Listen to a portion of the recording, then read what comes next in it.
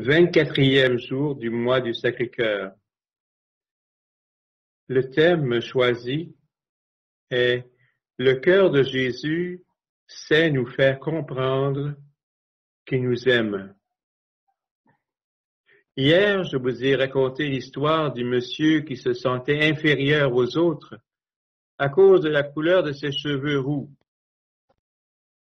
cheveux brun-rouge. Il ne s'aimait pas à cause de cela. Et cela lui avait attiré des moqueries lorsqu'il allait à l'école. Il avait également de la difficulté avec sa femme depuis qu'il était marié. Il avait de la difficulté à la comprendre. Or, le Seigneur, à l'occasion d'une messe et un peu plus tard d'une procession au Saint-Sacrement, il l'a guéri de ses problèmes. Aujourd'hui, je vais vous raconter le témoignage d'une jeune adolescente qui ne voulait rien savoir de la religion et de Dieu qu'elle n'aimait pas. Or, un jour, à 2 reprises, elle fut attirée par un attroupement de jeunes de son âge qui s'en allaient dans une église. Alors, elle y est allée par curiosité et elle s'est fait prendre. Dieu s'est révélé à elle d'une façon très inattendue. Laissons-la nous raconter son histoire. Mais auparavant, je veux partager avec vous un chant qui me touche beaucoup, un chant que l'on entend surtout durant le carême.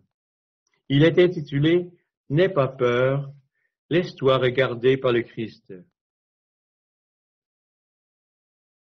N'aie pas peur, laisse-toi regarder par le Christ. Laisse-toi regarder, car il t'aime. N'aie pas peur, laisse-toi regarder par le Christ.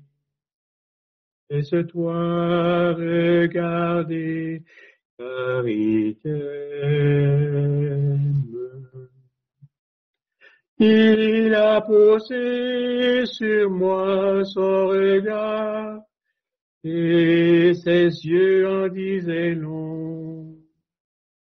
Il a posé sur moi son regard, c'était celui du pardon.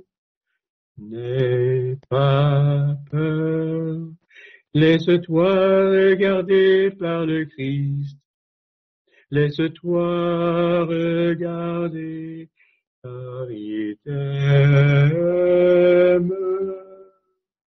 N'aie pas peur, laisse-toi regarder par le Christ.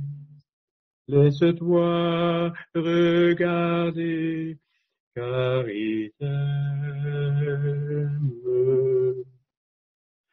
Il a posé sur moi son regard, alors j'ai vu qu'il pleurait.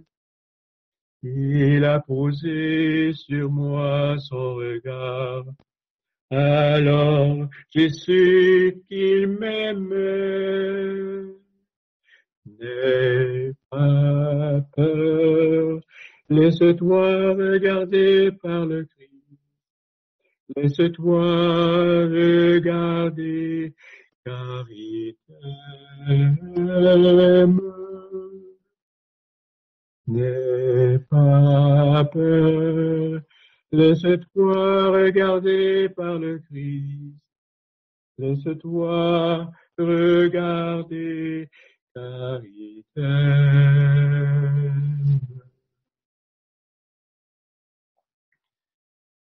Le témoignage de la jeune fille, appelons-la pour le besoin de la cause, Madeleine. Je lis son histoire. À l'âge de 16 ans, j'ai découvert le Seigneur. Auparavant, je ne croyais plus en Dieu. Il ne m'intéressait pas. Bloqué et replié sur moi-même, je ne souriais même plus.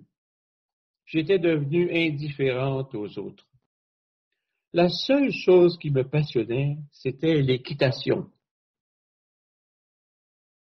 De retour de randonnée, j'étais heureuse, mais en même temps, je sentais bien que ma vie n'était pas telle qu'elle devait être. Un samedi, je suis allé à un rassemblement et j'ai entendu différents témoignages de jeunes qui racontaient qu'ils avaient rencontré Dieu. J'étais frappé de voir que, pour eux, Dieu était vivant. Le soir venu, il nous a été proposé de recevoir le sacrement de réconciliation. Mais pour moi, cela ne signifiait rien. Nous étions près de 2000 et comme il faisait chaud, je décidai de sortir de la salle.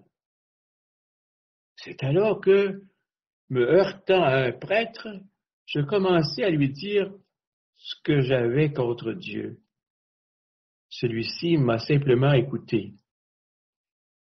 Visiblement, il priait pour moi. Et je remarquais qu'il priait pour moi. Et cela me gênait.